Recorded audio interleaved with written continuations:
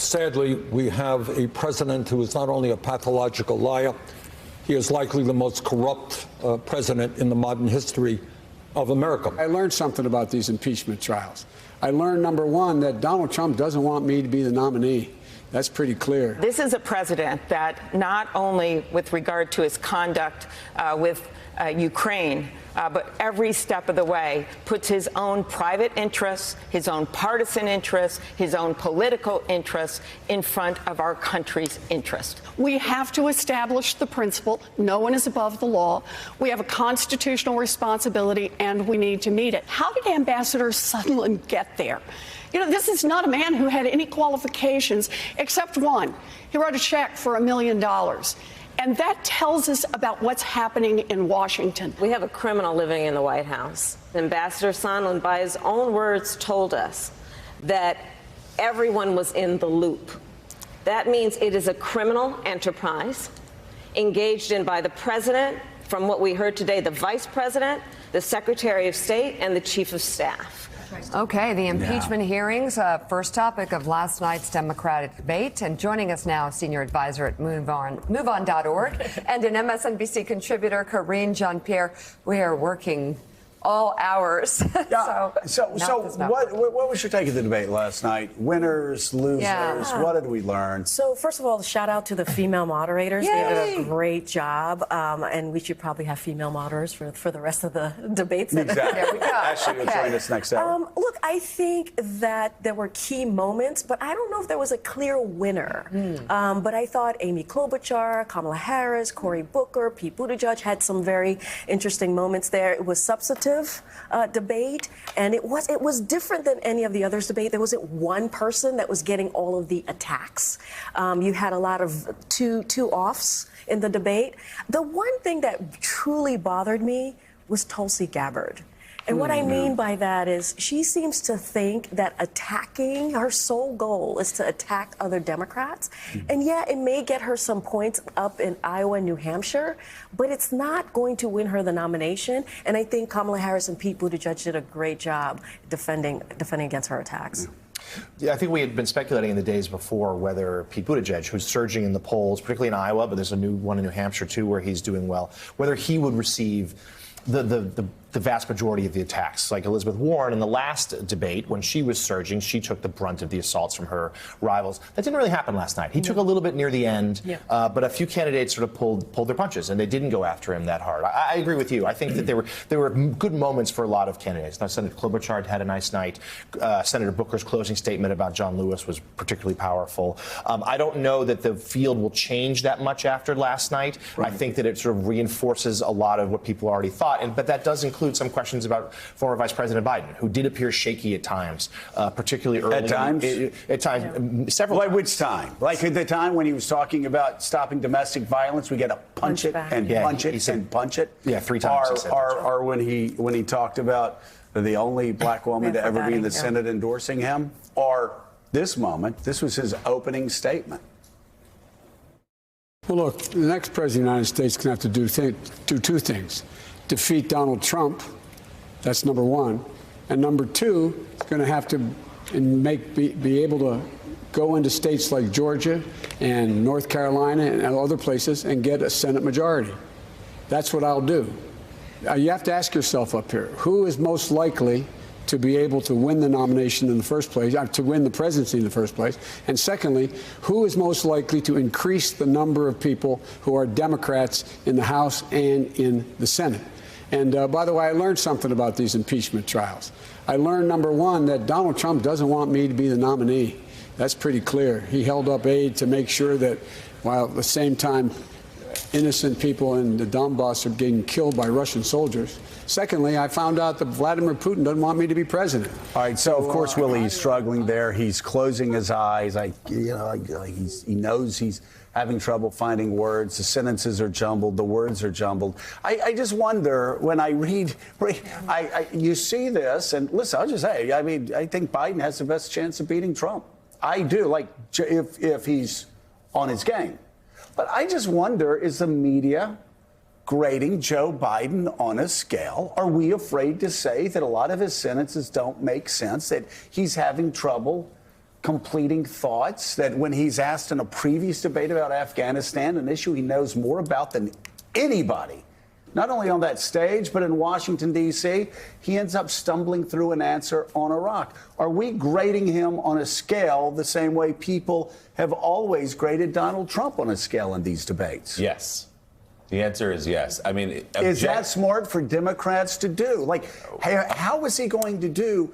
This has been a leisurely pace for Joe Biden, right? As Jonathan was saying last night, compared to what happened starting in January and through the entire year. Objectively, yes. The performances publicly are shaky, particularly in the debates. But the other side of that, Jonathan, is the American people are watching this too.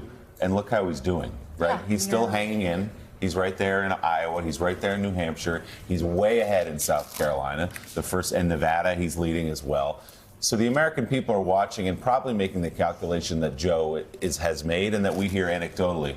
Yeah, I get it. He's just turned 77 yesterday. He doesn't look great in the debates, but I believe in my heart that he's the guy who can beat Donald Trump, and that is my bottom line objective. You hear that again and again, and it shows up in polls. Elizabeth Warren has surged. There's no question. Pete Buttigieg has surged. Bernie Sanders still doing very well and performing well in debates. But Joe Biden, for all his flaws and for all his performances that we've seen, another one last night, he's still right there, and he's still the guy a lot of Democrats think can beat Donald Trump. And his place in the polls has stabilized in recent weeks. Well, he's pretty dominating, right? Nationally. Nationally, polls do well. He's doing great in South Carolina. I mean, he's there. I mean, this is. There are growing concerns among Democrats, Corinne, in terms of whether he's up for this. As Joe and I was just saying, that like the pace is only going to pick up. Like the campaign has largely, other than these debates, kept him out of a lot of big public moments in the public eye. But when the calendar rolls to January and we're a few weeks from Iowa, and then it's the breakneck pace through the primaries, and then if he is the nominee through the general election, and President Trump, for all we could certainly say he ran a robust campaign schedule in 2016. He surely will again. What are you hearing in terms of Democrats' concerns about whether Joe Biden simply up for the job? Yeah, I've heard that. I've heard that they don't know if he is going to be. This is the folks like in my circle, right? The folks who are doing this behind the scenes and wondering, can he do it if he becomes a nominee and he's up against Donald Trump? And the thing is, I think this is what voters are seeing. They want to beat Donald Trump.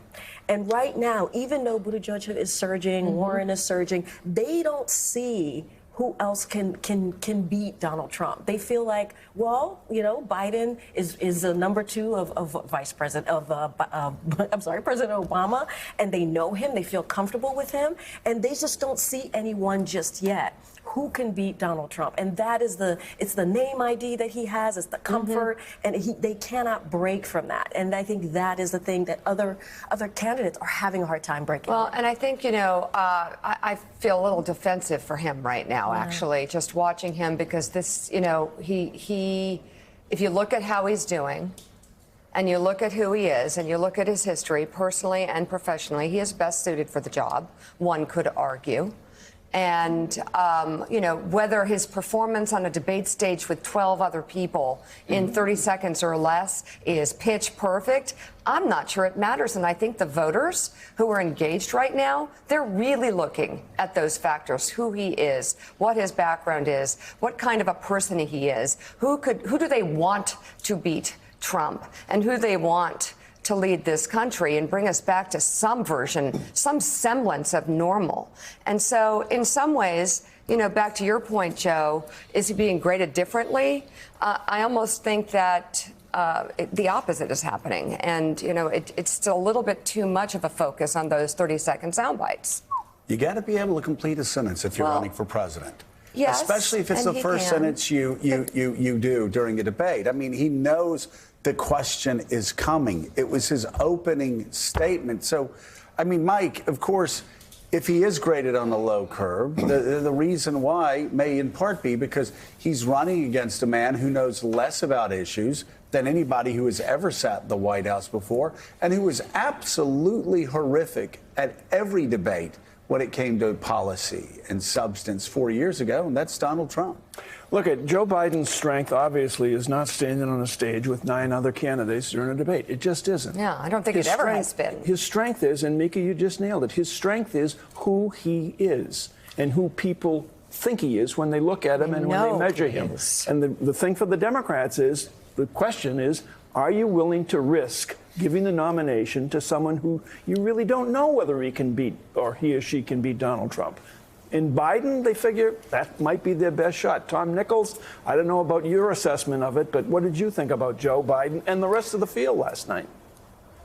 One of the things that's striking to me is that we are grading Biden on a really unfair curve because we're grading him against an imaginary Joe Biden who we seem to remember as being really eloquent and really capable as a speaker. Joe, he had a rough night at the outset, but was Joe Biden ever the kind of guy that finished sentences, didn't get lost in his thoughts? I mean, this is kind of who he is, really. I think he's missed a step. I think that's not the natural format for him, for sure. And I think actually the Democratic Party made a mistake. I've said it from the beginning with these, overly inclusive debates that include people that are absolutely no-hopers, who just get to stand there and throw rocks like Tulsi Gabbard. So, in some sense, people know Biden. I mean, he's not that different from the guy he was 20 or 25 years ago. He's always been gaffe prone and a little, uncertain. But I think, Mike's point is absolutely right. Are you going to go with that, or are you going to say, once again, we're going to lose 100,000 votes in the Rust Belt, have a big electoral blowout, and, that's the big concern. All right, Tom Nichols, thank you so much for being on this morning. And coming up on Morning Joe, 3 of the candidates on last night's debate stage, Senator Kamala Harris, Mayor Pete Buttigieg, and Senator Amy Klobuchar. Morning Joe is coming back in 2 minutes. Thanks for checking out MSNBC on YouTube, and make sure you subscribe to stay up to date on the day's biggest stories. And you can click on any of the videos around us to watch more from Morning Joe and MSNBC. Thanks so much for watching.